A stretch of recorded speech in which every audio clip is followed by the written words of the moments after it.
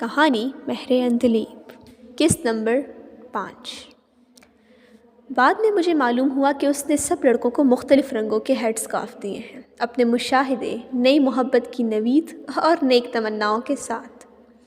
2 ہفتوں بعد NCA کے اس مقابلے کا نتیجہ آیا اور صالحہ ہما نے 15 ملکوں کے مایہ ناز مصوروں میں اول پوزیشن حاصل کی۔ اس کامیابی کی خوشی میں آرٹ کلب نے شاندار ڈنر کا اہتمام کیا تھا۔ آج میں کسی خیال کے تحت وہ سرمئی رنگ کا اسکارف بھی ساتھ لایا تھا۔ میرا ذہن ان دنوں کچھ تخریب کار سا ہو گیا تھا، یا شاید مجھے ہمیشہ سے بہترین کی تلاش رہی تھی۔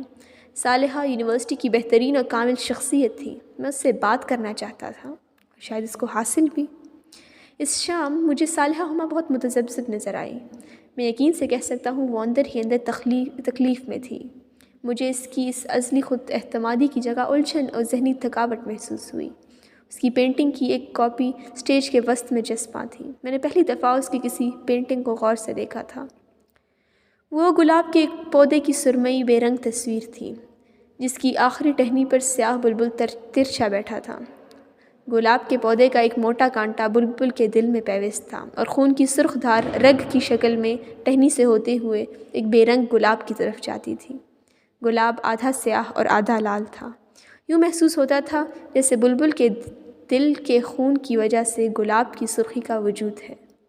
پینٹنگ کے نیچے اس کا عنوان لکھا تھا، ایکسپلائٹڈ ڈیڈیکیشن، پامال شدہ خلوص۔ یہ ایک انگریزی لوک داستان دا نائٹ انگیل اینڈ دا روز کی عکاس تھی۔ میں اس کہانی کو بہت پہلے پڑھ چکا تھا۔ انعام لینے کے بعد صالحہ ہما نے شستہ انگریزی میں صرف 3 فقرے کہے۔ آسکر وائلڈ نے اس لوک کہانی میں بلبل کے ایثار کو تحریر کیا ہے، اور ساری دنیا کہانی کے آخر میں بلبل کی قربانی پر غمزدہ ہوتی ہے۔ میرے نزدیک موت سے زیادہ تکلیف دہ خلوص کا استحصال ہے۔ مجھے یہ اطمینان ہے کہ بلبل اپنے خون کا عطیہ دے کر اس رات ہی مر گیا تھا۔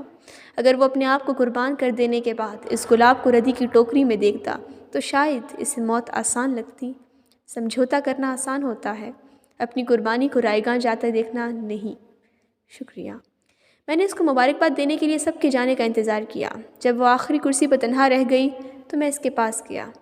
Such a deep view and melancholic piece of art, Miss Saliha. You are splendid. کیسے بنا لیتی ہیں ایسی شاہکار؟ میں نے گرم جوشی سے تبصرہ کیا اور کرسی کھینچ کر بیٹھ گیا۔ پہلی دفعہ صالحہ نے صرف مسکرا کر جواب دینے پر اکتفا نہیں کیا۔ وہ تھکے ہوئے لہجے میں بولی، کوئی بھی شاہکار بذات خود بے مثال نہیں ہوتا، اس میں چھپا درد مقبولیت حاصل کرتا ہے۔ چاہے وہ تصویر ہو یا کوئی لکھی گئی کہانی، درد کا اپنا کوئی وجود نہیں ہوتا، اس کی تاثیر ہوتی ہے جو دیکھنے والوں کو صرف محسوس ہوتی ہے۔ کسی کا درد کسی کے ڈرائنگ روم کی زینت بن جاتا ہے، فنکار تو تکلیف کو رنگوں یا لفظوں کا جامہ پہناتے پہناتے ختم ہو جاتا ہے۔ میں نے ایک نظر صالحہ کو دیکھا اور استجاب سے پوچھا، مس صالحہ ہما، آپ بھی کسی درد کا شکار ہو سکتی ہیں؟ کیوں؟ درد و تکلیف پر صرف آپ لوگوں کا حق ہے کیا؟ مجھ میں ایسی کون سی خاص بات ہے؟ اس نے ایک دم شگفتگی سے بات کا رخ بدلنے کی کوشش کی۔ چند لمحے پہلے کی ساری تھکاوٹ ہوا ہو گئی۔ اس دن مجھے معلوم ہوا کہ صالحہ ہما کو اپنے وجود اور شخصیت پر پردہ ڈالنے کا ہنر خوب آتا ہے۔ وہ بہت رسانیت سے اپنے بکھرتے وجود اور ڈگمگاتے لہجے پر قابو پا لیتی تھی۔ نہیں، میرا وہ مطلب نہیں تھا۔ مس صالحہ، ایک بات بتائیں، آپ کو کبھی محبت ہوئی ہے؟ میں نے سوکھتے خلق سے اس سے یہ سوال پوچھا۔ اگر مجھے رنگوں کی زبان آتی تو میں اس کے چہرے کے بدلتے رنگ پڑھ پاتا، جسے اس نے ایک دم چھپا لیا تھا۔ یہ سوال وہ لوگ پوچھتے ہیں فیضان صاحب جن کو نئی نئی محبت ہوئی ہو۔ خیریت ہے؟ اس نے سوال کے جواب میں سوال پوچھا تھا۔ وہ ہمیشہ ہی ایسا کرتی تھی۔ آپ نے محبت کے بارے میں اتنے یقین سے لکھا کہ یہ سیاہ اور سفید کے درمیان کے صیغے کو سرمئی رنگ کو سمجھنے میں مدد دیتی ہے۔ اگر میں کہوں کہ مجھے کسی میں دلچسپی ہے اور میں اسے محبت سمجھتا ہوں تو آپ کیا کہیں گی؟ میں نے وضاحت کی۔ قریب کسی نے اسٹیج پر آرکیسٹرا کی ہلکی سی دھن چھیڑی۔ مجھے وہ سیاہ رات کا مسحور کن ماحول بہت خوبصورت لگا تھا، اور صالحہ ہما بھی۔ تو میں آپ کو مشورہ دوں گی کہ آپ پہلے بیٹھ کر یہ طے کر لیں کہ آپ کو اس سے محبت ہے یا صرف اسے جاننے کا تجسس۔ اگر جواب مل گیا تو محبت ہوگی، نہیں ملا تو آپ اپنا وقت ضائع کر رہے ہیں صرف تجسس میں۔ اس نے بہت خوش اسلوبی سے مجھے ٹھنڈے کوڑے مارے۔ کم از کم مجھے ایسا ہی محسوس ہوا۔ کیا فرق پڑتا ہے، ایک ہی بات ہے۔ اب اس دور میں مجنوں جیسی محبت تو ہونے سے رہی۔ کیا یہ کافی نہیں کہ مجھے جو پسند ہے وہ خوبصورت اور پر اعتماد ہے؟ پھر یہ کہ میں بہت سے معاملات میں اسے خود سے بہتر سمجھتا ہوں۔ میں نے واضح اختلاف کیا۔ دور بدل گیا ہے فیضان صاحب، مگر انسان وہی ہے، اس کے آزاد دل و دماغ کے جذبات وہی ہیں۔ ہم ترقی کو انسانی جذبات پر اپلائی نہیں کر سکتے۔ آپ محبت کو حسن و خوبیوں سے متاثر ہونا سمجھتے ہیں، میں اسے محبت کیسے کہہ دوں؟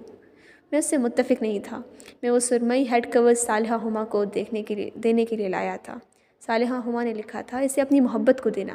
میں چاہتا تھا میں اسے اپنی محبت کا یقین دلاؤں۔ شاید میرے نزدیک تب محبت اسی کو کہتے تھے۔ وہ بہترین مصورہ تھی، قابل، خوبصورت اور پر اعتماد تھی۔ سب سے بڑی بات، وہ ہر دل عزیز تھی۔ مجھے ہمیشہ سے نایاب چیزیں استعمال کرنے کی عادت تھی۔ میں لائف پارٹنر بھی ایسا ہی چاہتا تھا جو زمانے کے قدم سے قدم ملا کر چل سکے۔ صالحہ ہما میرے لیے بہترین انتخاب ہوتا، لیکن اس کے نظریے نے مجھے واضح کشمکش میں ڈال دیا تھا۔